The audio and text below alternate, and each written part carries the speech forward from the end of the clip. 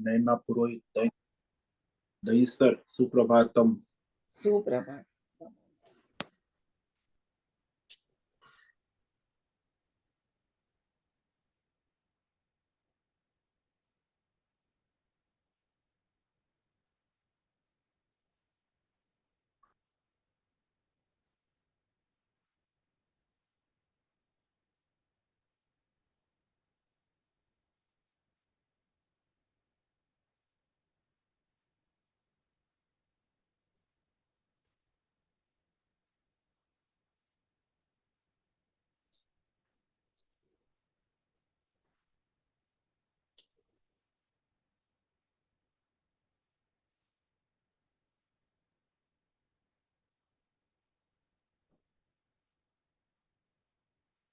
ओम नमो भगवते वासुदेवाय।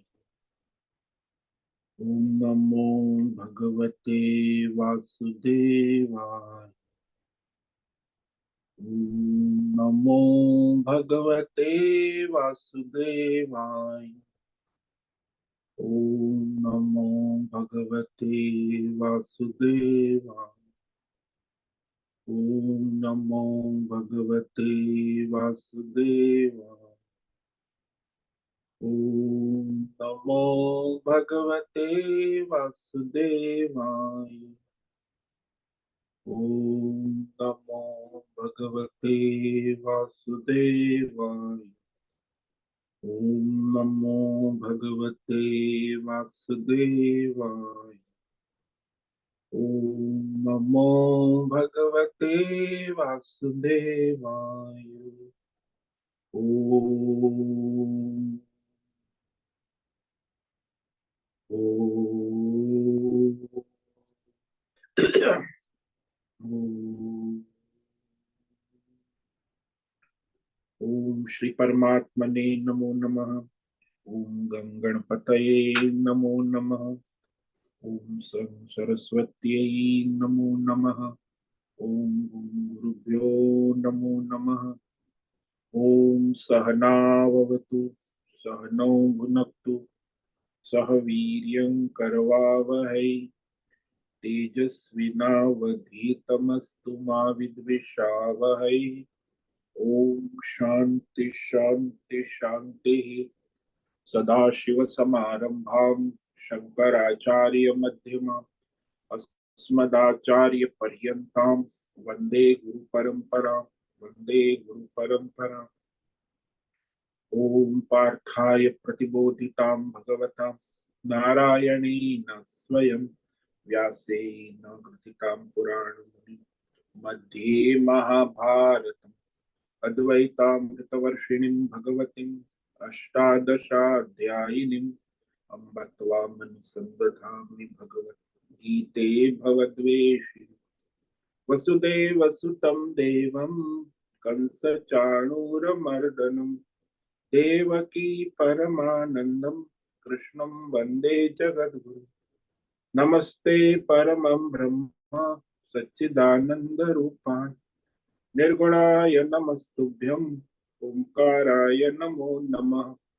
सर्वे दुर्गाणि तरन्तु सर्वे भद्राणि पश्यन्तु सर्वे सद्बुद्धिमाप्नोतु सर्वे सर्वत्र नन्दतु। ओम तत्सत्। ओम ओम। आप सभी ऑनलाइन नेटवर्क पर उपस्थित भगवत गीता श्रवण साधकों को आज प्रातः का अभिवादन अभिनंदन अभिवंदन। हरि ओम हरि ओम हरि ओम।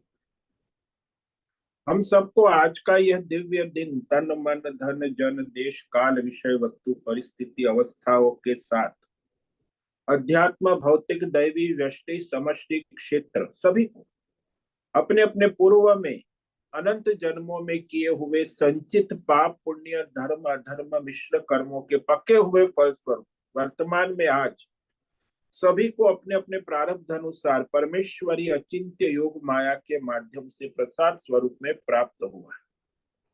अतः आज का यह दिव्य दान परमार्थ हेतु निष्काम सेवा यज्ञ देव यज्ञ ऋषि यज्ञ पितृ यज्ञ मानव भूत प्राणी यज्ञ सात्विक दान शारीरिक वाचिक मानसिक तप, निष्काम कर्म योग, ध्यान योग, भक्ति योग, ज्ञान योग, साधना, स्वाध्याय, वेद शास्त्रों का अध्ययन, अध्यापक, उपासना, आराधना के लिए समर्पित करे और कराए। अत्यंत दुर्लभ मनुष्य जीवन को परमार्थ हेतु सार्थक करे और कराए। आज विक्रम संवत 2080 मार्गशीर्ष मास कृष्ण पक्ष की त्रयोदशी तिथि, रात्रि 10:24 तक।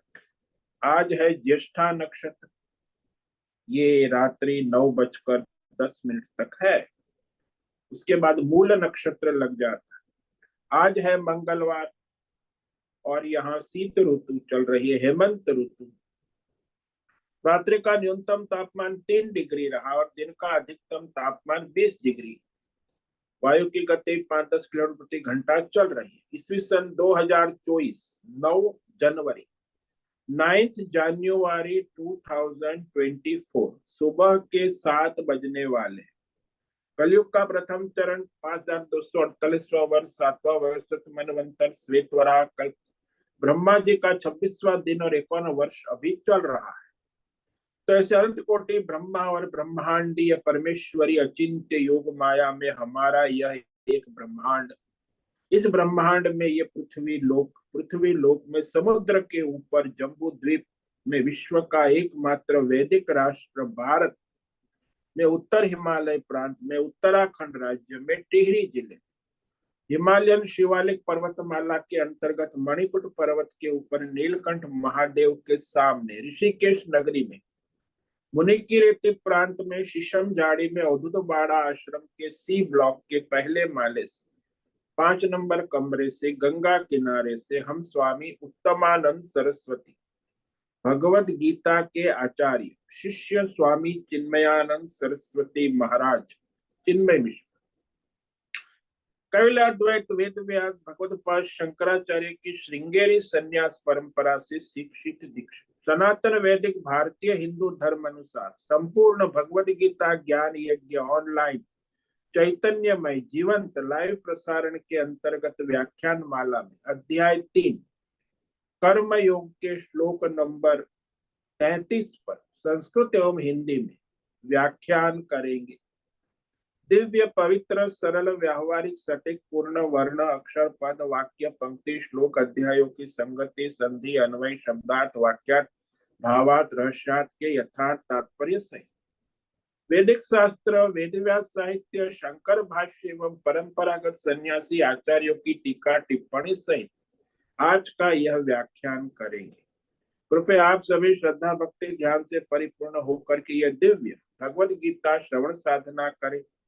इसमें से कुछ ग्रहण करे, कुछ धारण करे, कुछ अपने जीवन में चरितार्थ करे और उसमें निरंतरता लाए।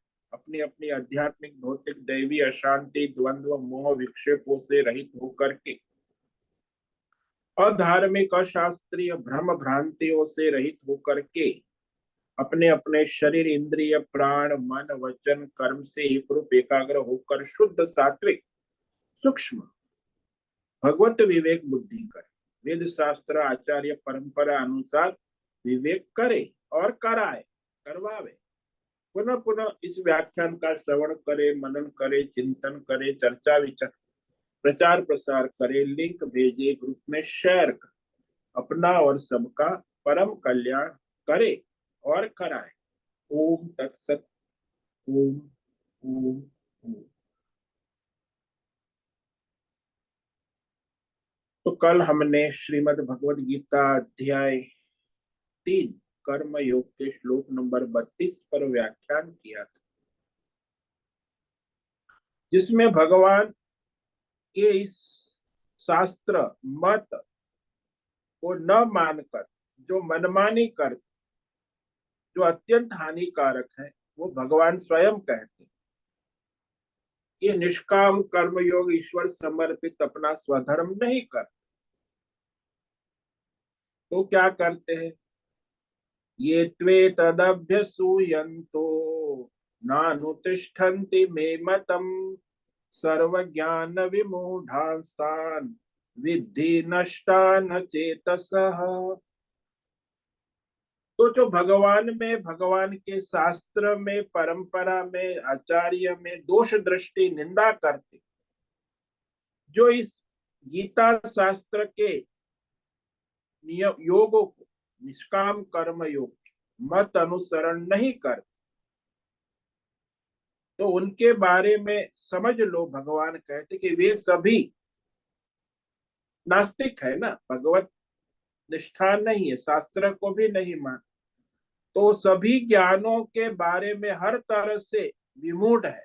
भौतिक, अध्यात्म, दैव, परमार्थ, यानी कोई ज्ञान है ही नहीं, ज्ञान से मोहित है, विमूढ़ है, यानी बुद्धिहीन है, अयोग्य है, सभी अविवेकी है। तो सभी धर्म, अर्थ, काम, मोक्ष सभी तरह के पुरुषार्थों से पतित हो गए, नष्ट हो जाते, भ्रष्ट हो, पुरुषार्थ से भ्रष्ट हो, यानी जीवन टाइम पास करके पूरा करते हैं। तो यहाँ सभी प्रकार से मनुष्य, भगवान ने कहा, भौतिक, अध्यात्म, परमार्थ सभी प्रकार से की समझ से रहित हो जाए, उनको विवेक बुद्धि समझ नहीं होती, पशुवत, पशु होता है ना, उसे कुछ समझ में नहीं आता, सभी भौतिक, अध्यात्म, दैव, पारमार्थिक विषय में उन्हें भेद भ्रम ही रहता है। तो भेद भ्रम रह गया कि भगवान भी अधर्मी है, दोषी है, भगवान में भी दोष कर, संसार में भी सभी भौतिक, अध्यात्म, दैव विषयों में भेद भ्रम करते रहते। तो भगवान ने जो शास्त्र कहा, भगवत गीता सिद्धांत कहा, कर्म योग कहा, यह गीता शास्त्र में जो भगवान ने, उसमें भी उन्हें दोष दिखता है। यानी समझ लो कि वह सारे विवेक ज्ञान उल्टे पुल्टे हो गए, बुद्धि उल्टी हो गई। सर्वथा जो यथार्थ धर्म शास्त्र परंपरा अनुसार शुद्ध बुद्धि से विवेक, तो विवेक के अयोग्य हो गए, यानी बुद्धि भ्रष्ट, अविवेकी हुए। तो ऐसे नास्तिक, आजकल बुद्धिजीवी बहुत वर्ग बढ़ गया है, कलयुग में और भी बढ़ेगा, तो उनका जीवन नष्ट भ्रष्ट हो, ये मानो। तो अब तक जो भगवान ने बताया इस श्लोक तक, 32वें श्लोक, कि प्रकृति जो है उसके गुण कार्य में जो आसक्ति करता है, उस प्रकृति और संसार के बंधन में रहता है। जो परमात्मा को ही प्रकृति का एकमात्र शासक नियामक मानकर परमात्मा की शास्त्र आज्ञा अनुसार अपना जीवन बिताता, यानी अपने राग, द्वेष, काम, क्रोध, लोभ, मोह के वश में नहीं रहे, शास्त्र अनुसार अपना जीवन कर्तव्य स्वधर्म करता है, वह अपना कल्याण कर लेता है। परंतु जो अविवेकी है, जो शास्त्र, आचार्य, परंपरा, भगवान को नहीं मानते,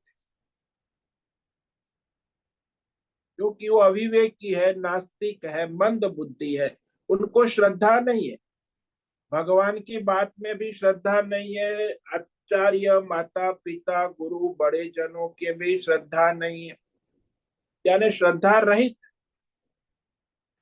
भगवान में, शास्त्र में, आचार्यों में, गुरु में, परंपरा में, सब में दोष दर्शन, तो दोष दर्शन ही उसका दुर्गति का कारण बन जाए। इसीलिए कहा कि इसमें दोष दर्शन न करके नास्तिकता न करे, अपने स्वधर्म कर्तव्य कर्म का निष्काम भाव से अनुष्ठान करे, तो वह अपने सारे संसार पाप पुण्य धर्म कर्म बंधन से छूट जाए। और जो परमेश्वर के इस निष्काम कर्म योग में दोष दर्शन करता है, वो तो बड़ा भारी अत्याचारी, दुराचारी हो जाता है। भगवान में दोष करते हैं तो वो तो महाराक्षस, जैसे रावण है, कंस है, शिशुपाल है, ऐसे असुर बन जाते। तो अपने परमार्थ से वंचित हो जाते हैं, बुद्धि भ्रष्ट हो जाती। अब यहाँ एक प्रश्न उठता है कि यदि भगवान की आज्ञा, शास्त्र है, शासन है, सुनते भी है, लेकिन उस भगवान के आज्ञा शासन मार्ग पर चलते नहीं। हालांकि चलने से सबका कल्याण है, उसका भी कल्याण है, उसके परिवार, समाज, राष्ट्र, विश्व, सबका, लेकिन नहीं चलते। और न चलने के कारण वो स्वयं तो परेशान रहते, संसार में भी अराजकता और अशांति फैला। तो ऐसे असुर है, नास्तिक है, अधर्मी है, जो संसार में यह भगवान के वेद शास्त्र आचार्य परंपरा के अनुसार नहीं चल, यानी इस मत का अनुष्ठान नहीं कर, सुनते हैं, जानते हैं, मानते भी है, लेकिन करते नहीं। तो परमार्थ वेद शास्त्र भगवान का शासन है, वो शासन संविधान है, शास्त्र है, उसका अतिक्रमण करके वेद शास्त्र की आज्ञा के विरुद्ध चलते, उनको ये भय नहीं है कि हम नष्ट भ्रष्ट हो जाएंगे। यानी भय क्यों नहीं है? क्यों आपकी आज्ञा का पालन नहीं करते? क्योंकि इसमें तो सबका हित है, उसका भी हित है, सबका। फिर भी लोग धर्म की बातें, शास्त्र की बातें, भगवान की बातें, गुरुजन आचार्यों की आज्ञा को न मानकर मनमानी रास्ते पर जाते हैं, परमार्थ क्यों नहीं करते? इसके जवाब में ये बहुत बड़ा प्रश्न है। भाई सब लोग, आपके भी घर में होगा, परिवार में होगा, आप धर्म कर्म करने का प्रयत्न करते हो, लेकिन दूसरे लोग नहीं करते। हर जगह इस तरह संसार में देखा गया है। तो ये जो धर्मात्मा लोग हैं, धर्म प्रचारक है, उनके लिए भी बड़ी समस्या होती कि धर्म का कार्य क्यों नहीं, उदासीन हो जाते, नहीं करते, पलायन हो जाते हैं, अपना जानते हुए भी धर्म कर्म स्वधर्म नहीं करते।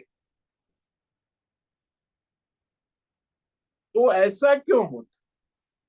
कोई कहते हैं किस्मत से, भाग्य से, प्रारब्ध से, दैव से, या ईश्वर करवाने वाले हैं। या तो कई लोग कहते हैं कि स्वतंत्र मनुष्य स्वयं ही करने वाला, अपनी स्वतंत्रता का दुरुपयोग करने वाला। तो ये आधारभूत रहस्य भगवान यहाँ खोलते हैं कि क्यों मनुष्य, सभी मनुष्य अपनी प्रकृति स्वभाव के अनुसार ही व्यवहार करते हैं, शास्त्र, धर्म, आचार्य, कुल, परंपरा, ईश्वर के शासन का अतिक्रमण करते हैं। क्यों करते हैं? जानते हुए, जानबूझकर करते, नहीं जानते हुए भी करते। इसी प्रश्न का उत्तर भगवान अब देने जा रहे हैं कि सभी मनुष्य अपने स्वभाव, प्रकृति, संचित कर्मों के अनुसार चेष्टा करते। यह भगवान ने चेष्टा शब्द कहा, कर्म नहीं करे। कर्म में तो बहुत सारे सिद्धांत आते प्रकृति, लेकिन ये चेष्टा करते हैं अपनी मनमानी। वो आगे भगवान कहते हैं, श्लोक नंबर 33, सदृशं चेष्टते स्वस्याः प्रकृतिर्ज्ञानवानपि प्रकृतिं यान्ति भूतानि निग्रह किम करिष्यसि। तो संसार में संपूर्ण प्राणी सभी प्रकृति, अपने स्वभाववश, प्रकृति यानी संचित अनंत जन्मों के संस्कार है, स्वभाव है, उस अपनी प्रकृति को प्राप्त होते हैं, अर्थात अपने स्वभाव प्रकृति के परवश गुलाम हुए चेष्टा करते हैं। ज्ञानवान भी अपनी प्रकृति के अनुसार ही चेष्टा करते, चेष्टते कहा, क्रियते नहीं कहा भगवान, कर्म नहीं, चेष्टा करते। तो जब ज्ञानवान भी अपनी प्रकृति के अनुसार चेष्टा करते हैं तो अज्ञानी की तो बात ही क्या। तो इसमें निग्रह किम करिष्यति, इसमें वह निग्रह कैसे करेगा। सभी जगह देखा गया है कि समझदार व्यक्ति, विवेकी मनुष्य भी अपनी संचित स्वभाव प्रकृति के अनुरूप सात्विक राजसी तामसी व्यवहार करता रहता है। ये बात आप देखो, जब वो खाने बैठा होता है तब पता चलता, खाने के समय वो जो है अपने प्रकृति स्वभाव के अनुसार ही चेष्टा कर। चाहे कुछ भी उसे प्रवचन दे दो कि भाई ये अचार नहीं खाना, ये तामसी है, ये चाय नहीं पीना, वो पिएगा। बिस्कुट नहीं खाना, सुनता है, अच्छी बात, लेकिन वो चाय भी पिएगा, बिस्कुट भी खाएगा, अचार भी खाएगा, मिर्च मसाले का सांभार भी खाएगा, पता है ये नहीं, फिर भी क्योंकि उसका व्यवहार प्रकृति है, तामसी है, राजसी है। तो सभी प्राणी अपने अपनी प्रकृति संचित स्वभाव के अनुसार सात्विक राजसी तामसी कार्य करते रहते। अब स्वयं का अनुशासन भी नहीं है तो राजा का अनुशासन कैसे। भाई हम भारत राष्ट्र सरकार का, राजा का संविधान है, नियम है। अरे भाई स्वयं अपना नियम का पालन नहीं कर सकता, वो राजा का या राज्य के नियम का पालन संयमन कैसे करे। जब भगवान का ही शासन का पालन नहीं कर रहा है, अपना स्वयं का शासन नहीं कर पा रहा है, और बाकी तो राज्य का ये सब संस्थाएं अपना नियम है, कहाँ भी कोई नियम का पालन नहीं करता दुनिया में। कहते नियम है, राजा के ये नियम है, भारत का ये भारत संविधान जो है उस अनुसार कितने नेता चलते हैं, भारतीय संविधान अनुसार कितनी प्रजा चलती है। हाँ कहने की बात है, सुनने की बात है, लेकिन सब अपनी प्रकृति स्वभाव के अनुसार ही चलते हैं। तो ये सब नियम संयम शास्त्र शासन संविधान सब क्या है, कहने मात्र। मनुष्य अपने स्वभाव प्रकृति के अनुसार ही चेष्टा कर। तो यहाँ भगवान कहते हैं कि अपनी अपनी संचित अनंत जन्मों के संस्कार से उत्पन्न हुई अपनी स्वभाव प्रकृति के अनुरूप ही मनुष्य की चेष्टा होती, प्रवृत्ति होती। अभी प्रकृति मायने क्या, क्योंकि वो प्रकृति ऐसे आज एक दिन में नहीं बनी, पूर्व अनंत जन्मों में किए हुए धर्म अधर्म मिश्र अनेक प्रकार के सात्विक राजसी तामसी कर्म के संस्कार है, चित्त में संचित संस्कार पड़े है ना, वो उसका स्वभाव है। तो अंतकरण में चित्त में उसके ये संचित संस्कार अनंत जन्मों के किए हुए कर्म जो वर्तमान जन्म में प्रकट हुए, जो वर्तमान जन्म में प्रकट हुए उसी को प्रकृति कहते हैं, स्वभाव कहते हैं। किसी न किसी पूर्व जन्म ने हमने कुछ किया है, उसके संस्कार वर्तमान में है। अब आपको सारे संस्कार नहीं, कोई कोई संस्कार वर्तमान जन्म में प्रकट होते। मानो कि पूर्व जन्म में हम पक्षी थे, उड़ा करते थे, तो पक्षी बनकर उड़ा करते थे, परंतु वर्तमान जन्म में तो हम उड़ते नहीं है, उड़ने के संस्कार अभी व्यक्त नहीं होते हैं। मानो कि पूर्व जन्म में हम मछली थे, समुद्र की मछली, समुद्र में खूब तैरते थे जलाशय, लेकिन वर्तमान जन्म में हमें तैरना भी नहीं आता। तो वे संस्कार वर्तमान जन्म में अभिव्यक्त नहीं, यानी पहले के पूर्व जन्मों के संचित संस्कार वर्तमान जन्म में अभिव्यक्त होते नहीं है सारे। तो वही कुछ संचित संस्कार वर्तमान जन्म में अभिव्यक्त होते हैं, जो हमारे पूर्व में अनंत जन्मों में किए हुए संचित कर्मों के संस्कार, धर्म अधर्म पाप पुण्य मिश्र, जो भी संचित संस्कार वही वर्तमान जन्म में प्रारब्ध के अनुसार व्यक्त हुआ करते हैं। आज कोई बच्चा 3 साल का वेद पाठ करता है, तो 3 साल में क्यों वेद पाठ? क्योंकि वो पूर्व जन्म के संस्कार। आज कोई बच्चा 3 साल का तबला बजाता है, बढ़िया सुर ताल, क्योंकि पूर्व जन्म के संस्कार है। आज कोई बच्चा गाली गलौज करता है, झगड़ा करता है, मार काट, तो पूर्व जन्म के संस्कार सात्विक है, राजसी है, तामस। तो वर्तमान में वह सात्विक राजसी तामसी संस्कार प्रारब्ध के अनुसार व्यक्त हुए हैं, उन्हें उस जीवात्मा मनुष्य की प्रकृति कहते। प्रकृति, कृति का अर्थ समझो, कृति का रहस्य, कृति शब्द जो है वो प्रकृति।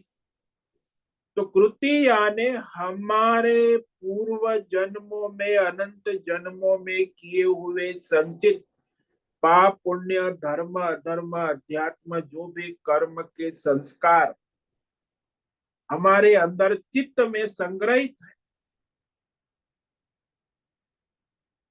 वही यहाँ कृति कहा जाता है। कृति, प्रकृति, और वही वर्तमान में प्रकट होते उसे प्रकृति का। कृति यानी पूर्व संचित संस्कार ऑलरेडी कर चुके हैं, उसके संस्कार पड़ चुके हैं संचित पूर्व जन्मों, और तो हमारा वर्तमान जन्म में वह प्रकट हो जाता है।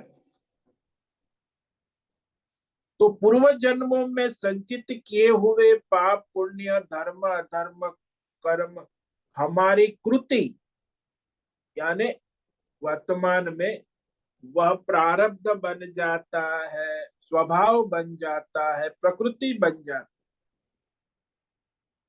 तो उसमें से जो इस वर्तमान जन्म में प्रारब्ध रूप में प्रकट हुआ है, उसी को यहाँ स्वभाव कहते हैं, प्रकृति कहते हैं। सबकी प्रकृति भिन्न भिन्न होती, इसीलिए अपनी प्रकृति कौन सी है जो इस वर्तमान जन्म में प्रकट हुई है, वह उसके अनुरूप ही चेष्टा करता है। जैसे रामायण में देखो, विभीषण है वो सात्विक प्रकृति का है, रावण है वो राजसी प्रकृति का, कुंभकर्ण है तामसी प्रकृति का है, और हनुमान जी है वो शुद्ध सत्व भगवत बुद्धि वाले। तो चारों में फर्क है। हनुमान जी के पूर्व जन्म के संस्कार भगवत बुद्धि शुद्ध सात्विक है, तो भगवान राम में उनका जीवन है। विभीषण का जो है उसका भी सात्विक संस्कार है, भगवतमय धर्म, तो उसका भी राम के प्रति भक्ति भाव है। और रावण देख, रावण जो है वो भगवान को राम को मानता ही नहीं, नास्तिक है, भगवान राम का स्वीकार ही नहीं करता, उसकी सत्ता उनका सामर्थ्य कुंभकर्ण भी नहीं कर। तो ये तामसी प्रकृति का है, वो राजसी, जो राजसी और तामसी प्रकृति है वो भगवान को नहीं मानते, तो भगवान के शास्त्र और शासन को कैसे मानेंगे? जैसे कोई राजा को नहीं मानता है तो फिर मंत्री और सेनापति की बात क्यों मानेगा? जब राजा का ही शासन उसको, राजा को ही स्वीकार नहीं है, तो शासन क्यों मानेगा? तो भगवान को ही नहीं मानते तो भगवान के शासन शास्त्र धर्म को क्यों मानेंगे? तो इस तरह फिर वो अपनी प्रारब्ध के अनुसार वर्तमान जन्म में अपनी चेष्टा करते, या चेष्टा कहा, कर्म के क्रिया के प्रति संचित हो कर इच्छा से ही जो किया जाए चेष्टा कहते, कोशिश कर। चेष्टा जो है वो इच्छा से प्रारब्ध के अनुसार वर्तमान में, जिसे हम चेष्टा कहते हैं, कोशिश कहते हैं, प्रयत्न कहते हैं, उसमें कोई ठोस विवेक नहीं है। प्रयत्न, ट्राई करते, कैसे ना मैं ट्राई करूंगा, ये ट्राई करना क्या है? कोशिश करना, चेष्टा करना। तो स्वभाव प्रकृति है नहीं। तबला बजाने आता है? नहीं आता, तो ट्राई करता हूं, कोशिश करता हूं, ये चेष्टा है, संस्कार है नहीं। और जिसको पूर्व जन्म के संस्कार तुरंत बजाने लगे, प्रकृति है। इसीलिए प्रकृति के अनुसार क्रिया करे ये जरूरी नहीं है, चेष्टा अवश्य करे। कर्म करने के लिए तो बहुत सारे साधन आवश्यक है। विवेक होना चाहिए, ज्ञान होना चाहिए, स्वधर्म का, कर्तव्य का बोध होना।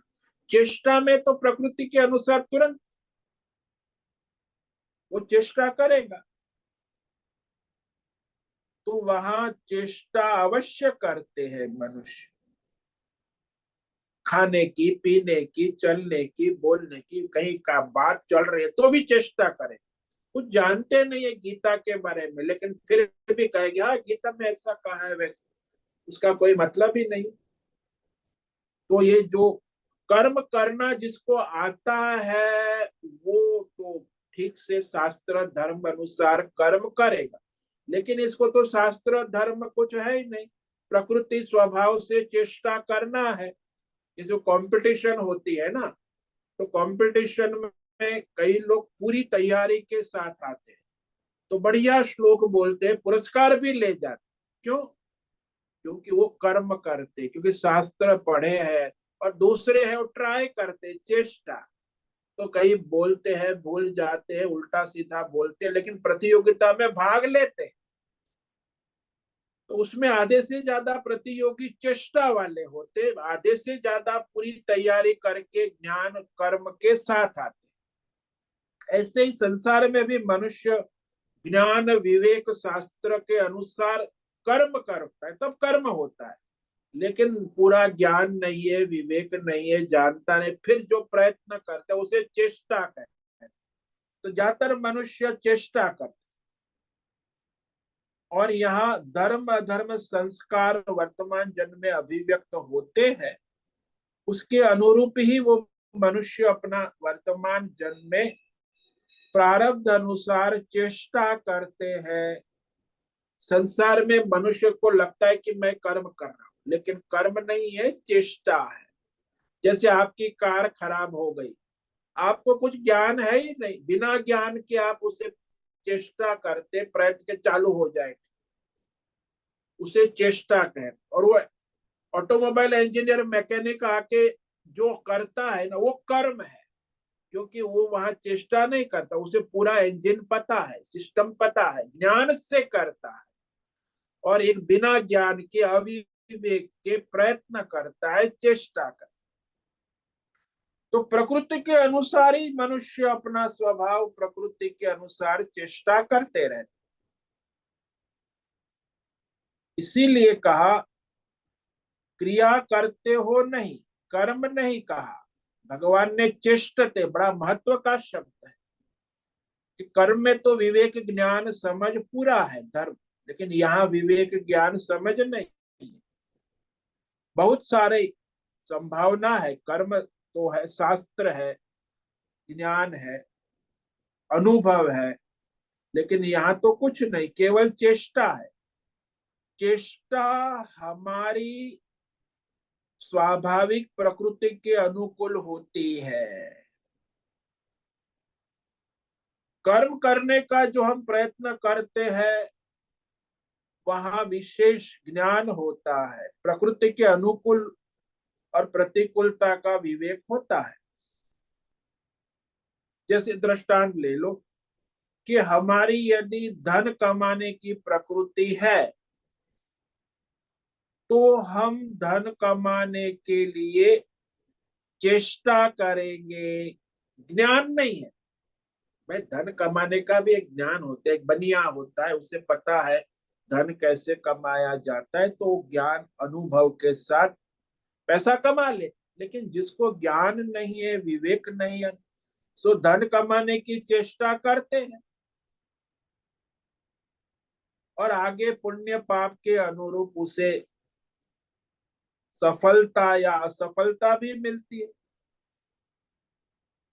वह जो प्रयत्न चेष्टा धन कमाने के लिए करेगा, वहां कोई ज्ञान विज्ञान नहीं है, केवल अपने पूर्व संचित संस्कारों के स्वभाव प्रकृति के अनुसार चेष्टा होती।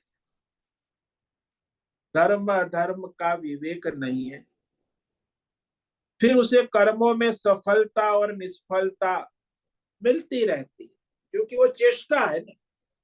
लेकिन जो यथार्थ ज्ञान है, विवेक है, वो कर्म करेगा तो उसके सफलता मिलेगी। जैसे शास्त्रों में वेद मंत्र है, ऐसा करने से ये कर्म फल मिले, वो निश्चित है, क्योंकि वो शास्त्रीय कर्म है, वैदिक कर्म है, धर्म कर्म।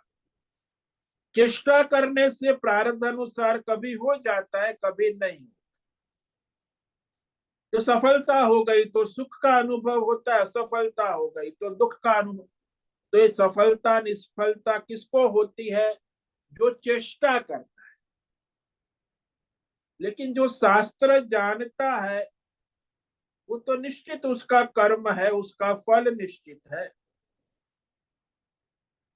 इसीलिए ज्यादातर मनुष्य प्रकृति स्वभाव के अनुसार चेष्टा करते हैं।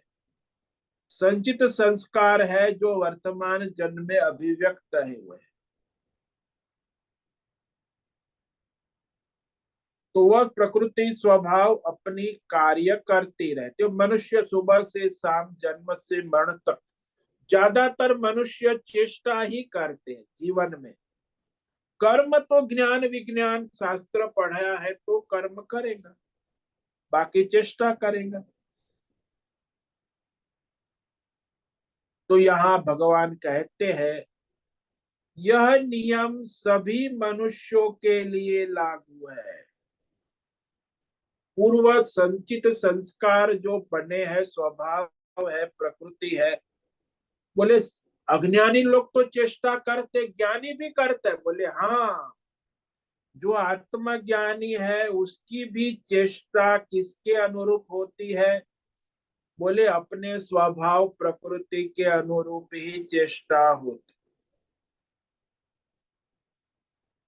जैसे दृष्टांत ले लो कि कोई आत्मज्ञानी है, वो हिंदी जानता है, तो हिंदी में आत्मज्ञान की बातें करेगा, समझाने का प्रयत्न करेगा। वो तमिल भाषा में नहीं कह सके, क्योंकि उसकी प्रकृति हिंदी भाषा की है। और कोई तमिल महात्मा है, आत्मज्ञानी है, तो तमिल में आत्मज्ञान की बात करेगा, वो हिंदी में नहीं कर पाए, क्योंकि उसका प्रभाव प्रकृति तमिल के संस्कार है। यहाँ भी महात्मा लोग हैं जो साउथ वाले महात्मा है ना, उनको जब भंडारा होता है, South Indian dish idli vada sambar, तो वहां बड़े भीड़ लगती कि आज साउथ भंडारा है, खास बड़े इकट्ठा हो जाते। तो महात्मा है लेकिन उसको खाने के संस्कार साउथ इंडियन, बचपन से माँ के पास खाया है इडली डोसा बड़ा सांबार, तो उसके संस्कार उन्हें आकर्षित कर, वो चेष्टा करता है खाने में भी। तो वैसे ही नॉर्थ वाला है तो नॉर्थ डिश का खाने के लिए, तो अज्ञानी हो या अज्ञानी, सब अपने पूर्व में, इस जन्म में, पूर्व जन्म में किए हुए संचित कर्मों के अनुसार अपने स्वभाव प्रकृति से चेष्टा करते हैं।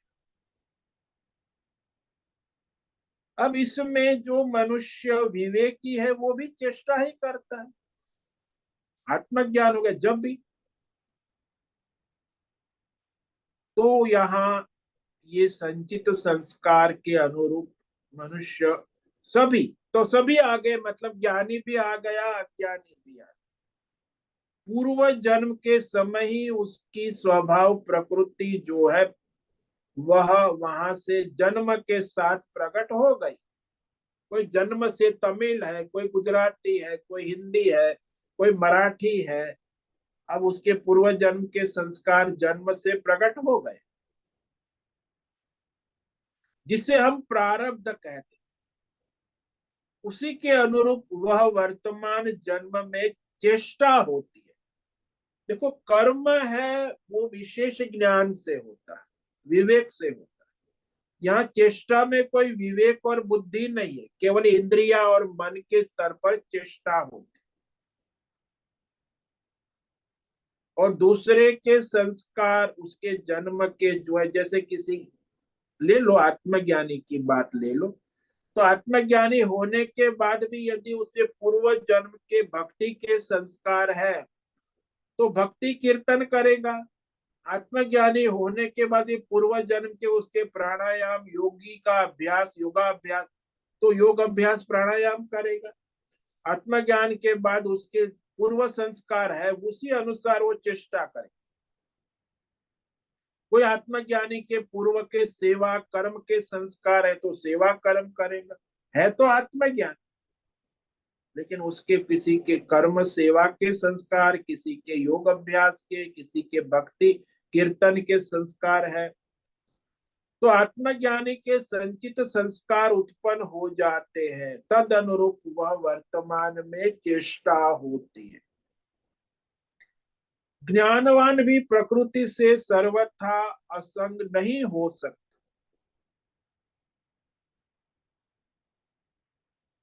हाँ, जो असंग हो गया उसके भी शरीर मन बुद्धि उसकी प्रकृति के अनुसार ही वर्तमान में प्रारब्ध अनुसार चेष्टा करेंगे।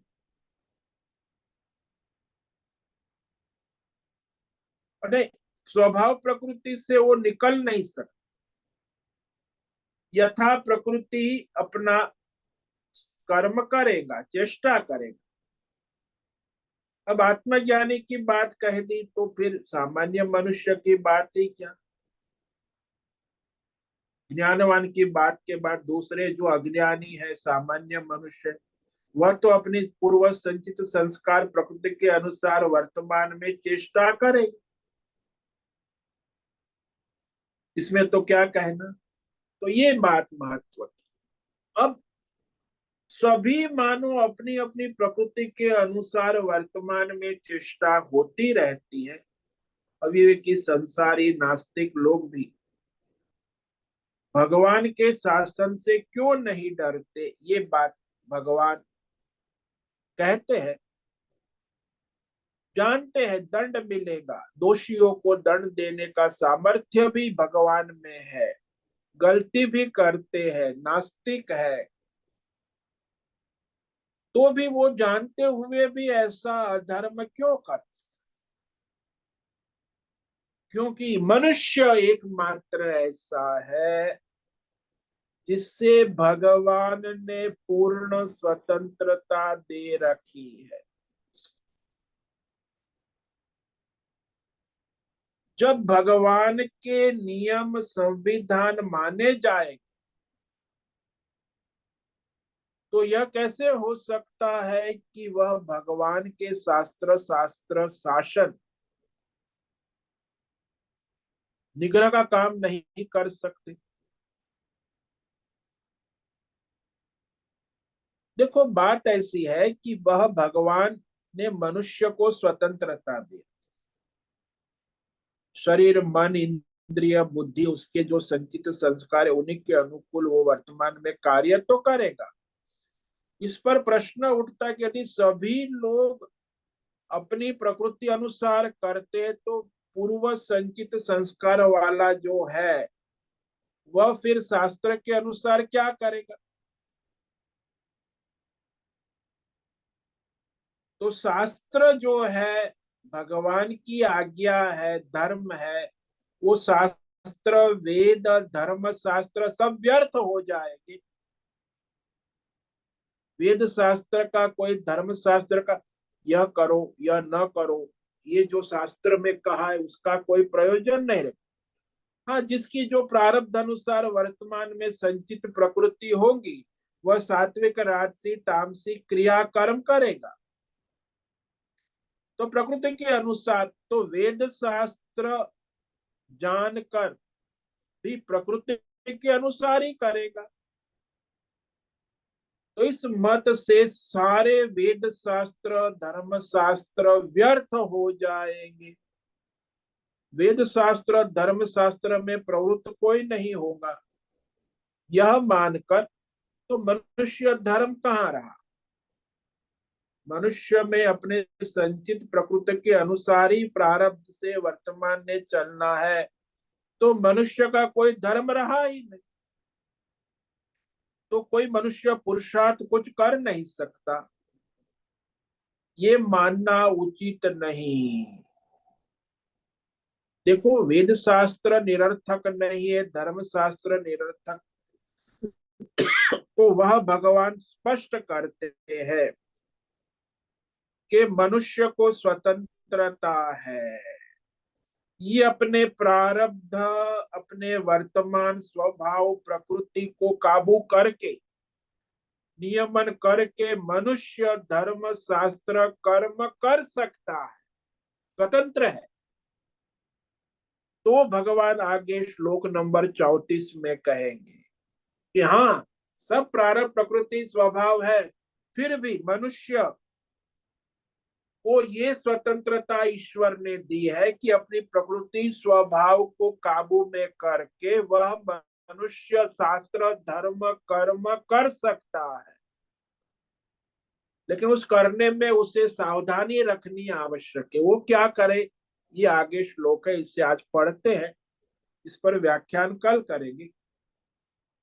इंद्रियस्येन्द्रियस्यार्थे राग द्वेष व्यवस्थितौ तयोर्न वशमागच्छेत् तव्यस्य परिपन्थिनौ। तो एक तरफ स्वभाव प्रकृति संचित कर्म है और दूसरी तरफ उसे स्वतंत्रता है, धर्म शास्त्र वेद के अनुसार धर्म कर्म कर सकते। किंतु सभी इंद्रिय के विषयों में भगवान ने कहा कि उसकी कामना के अनुकूल प्रतिकूल उसे राग द्वेष हुआ करते हैं। अब देखो, यहाँ चॉइस है, कामना के अनुकूल प्रतिकूल राग द्वेष। अब इसके वश में हो गया तो अपने प्रकृति में चला गया, लेकिन अपनी कामना के वश राग द्वेष में वो अपने शास्त्र धर्म को प्राधान्य देकर अपनी कामना वासना को महत्व न देकर राग द्वेष में वश न होकर अपना धर्म कर्म शास्त्र अनुसार आचरण कर सकते, ये स्वतंत्रता है। तो इस श्लोक पर हम कल विचार करेंगे कि वह जो है मनुष्य को भगवान ने विशेष स्वतंत्रता दी है, प्रकृति जो भी हो वर्तमान में, किंतु उसे अपनी कामना वासना को महत्व न देकर शास्त्र को धर्म को आचार्य परंपरा को महत्व देकर राग द्वेष से रहित होकर वह अपना स्वधर्म कर सकता है। तो इस तरह ये जो श्लोक है इस पर हम कल विचार करेंगे। तो आज जो बड़ा महत्व का श्लोक भगवान ने कहा, इसमें संसार में सभी मनुष्य अपने संचित जन्म के अनुसार पूर्वक प्रकृति के अधीन ही कर्म करते, चेष्टा करते। भगवान ने यहाँ का चेष्टा, कर्म में तो शास्त्र धर्म ज्ञान है, चेष्टते, इसे संक्षेप में देख लेते हैं। सदृशम चेष्टते स्वस्या प्रकृते ज्ञानवानपि प्रकृतिम यान्ति भूतानि निग्रह किम करिष्यति। तो संसार में सभी प्राणी मनुष्य और सभी अपने अपने स्वभाव प्रकृति के वश होकर परवश होकर चेष्टा करते, देखो कर्म नहीं करते, कर्म में तो शास्त्र है, धर्म है, नियम है, संयम है, शासन है। यहाँ चेष्टा है। ज्ञानवान भी अपने स्वभाव प्रकृति के अनुसार ही चेष्टते, चेष्टा करते हैं। तो फिर सामान्य मनुष्य की तो बात ही क्या, वो भी अपनी प्रकृति स्वभाव के अनुसार ही चेष्टा कर। तो शास्त्र, आचार्य, भगवान, परंपरा, ये सब जो भगवान के मत है उसको नहीं मानते। लेकिन समझदार विवेकी व्यक्ति जो है वह जो स्वतंत्रता का सदुपयोग करके शास्त्र, धर्म, परंपरा अनुसार अपना कर्म करता है ज्ञान पूर्वक, यानी प्रकृति के अनुरूप व्यवहार नहीं करता, स्वभाव प्रकृति को वो काबू में कर सकता है, और जो कर लेता है तो उसका परमार्थ हो जाता है। हालांकि ज्यादातर 90% क्या कहे, 99% मनुष्य अपने स्वभाव प्रकृति के अनुसार ही कार्य करते हैं, जीते हैं और मरते हैं। बहुत ही कम लोग जो है शास्त्र, धर्म, परंपरा, शासन का अतिक्रमण न करते हुए अपना स्वधर्म कर परमार्थ कर लेते हैं। ओम नमो नारायणाय, ओम नमो नारायणाय, ओम नमो नारायणाय, ओम नमो नारायणाय, ओम नमो नारायणाय। कायेन वाचा मनसेन्द्रियैर्वा बुद्ध्यात्मना वा प्रकृते स्वभावात् करोमि यद्यत् सकलं परस्मै नारायणायेति समर्पयामि। ओम सर्वे भवन्तु सुखिनः, सर्वे सन्तु निरामया, सर्वे भद्राणि पश्यन्तु, मा कश्चित् दुःखमाप्नुयात्। अस्तु मा सद्गमय, तमसो मा ज्योतिर्गमय, मृत्योर्मा मृतंगमय। ओम पूर्णमद पूर्णमिदं पूर्णात् पूर्णमुदच्यते पूर्णस्य पूर्णमादाय पूर्णमेवावशिष्यते। ओम शांति शांति शांति। शंकरं शंकराचार्यं केशवं बादरायणं सूत्रं भाष्यकृतौ वन्दे भगवन्तौ पुनः पुनः। ईश्वरो गुरुरात्मेति मूर्तिभेदं विभागि व्योमवद्व्याप्तदेहाय दक्षिणामूर्तये नमो नमः। ओम गुरुभ्यो नमो नमः। ओम तत्सत्। ब्रह्मार्पणमस्तु। ओम ओम ओम।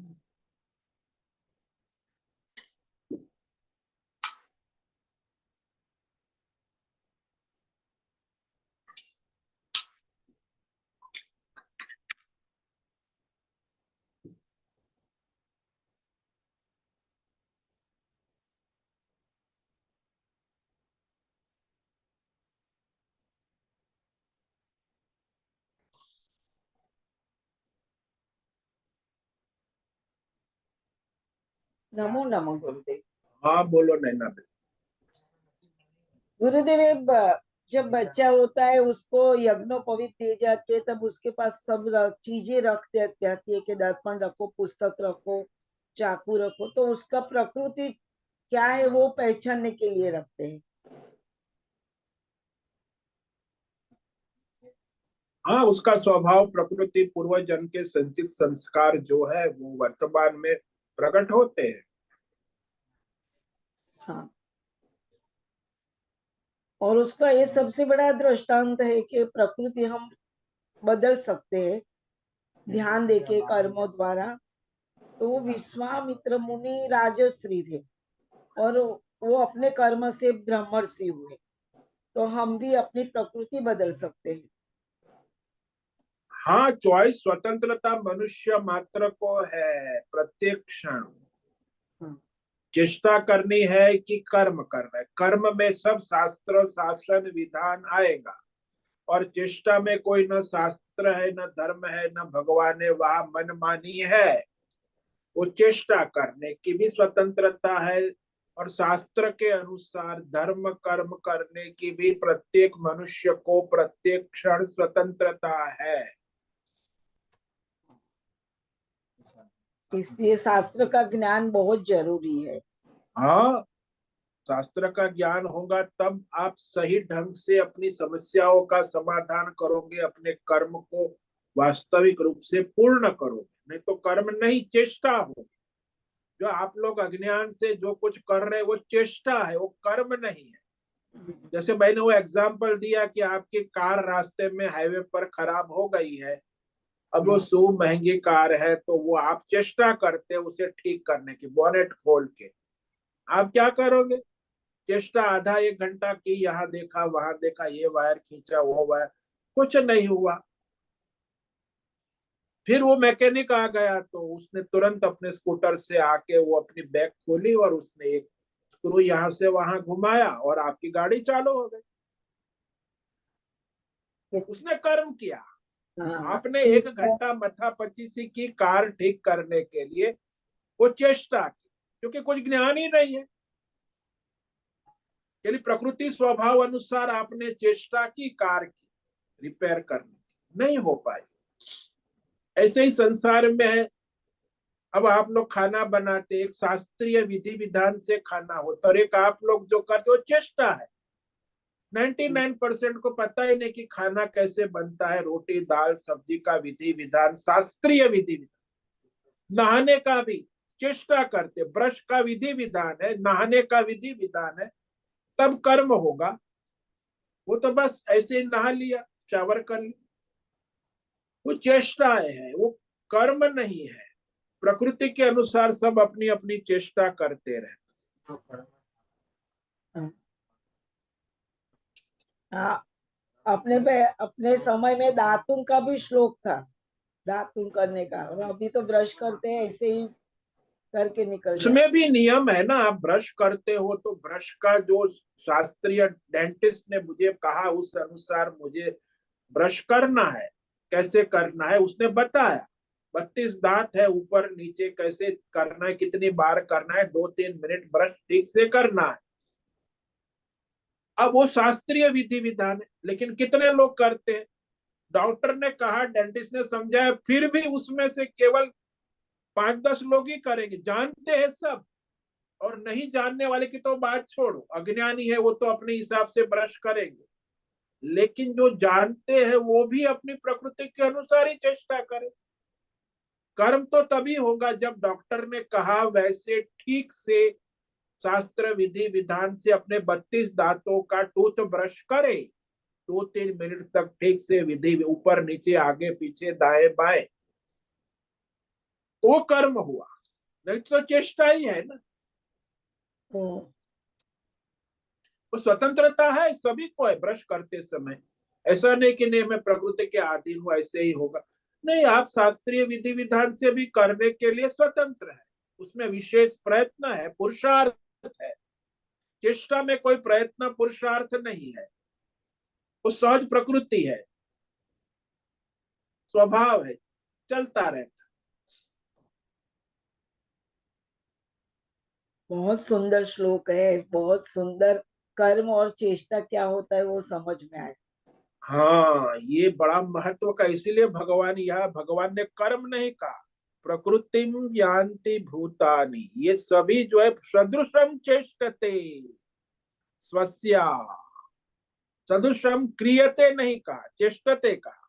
बहुत महत्व का शब्द है कि स्वभाव प्रकृति के अनुसार ही चेष्टा करते रहते। बहुत विरले होते जो शास्त्र धर्म विधि विधान ज्ञान पूर्वक कर्म करते, उसे कर्म कहते, बाकी तो ये सब चेष्टा ही है। और यहाँ पे मनुष्य अलग दिखाई देता है, चेष्टा वाला और कर्म वाला। हाँ, वो तो समझ में दिखाई देगा, तुरंत ही आपको पता चलेगा ये चेष्टा कर रहा है और ये विधि विधान से शास्त्रीय ज्ञान पूर्वक कर्म कर रहा है। हम्म।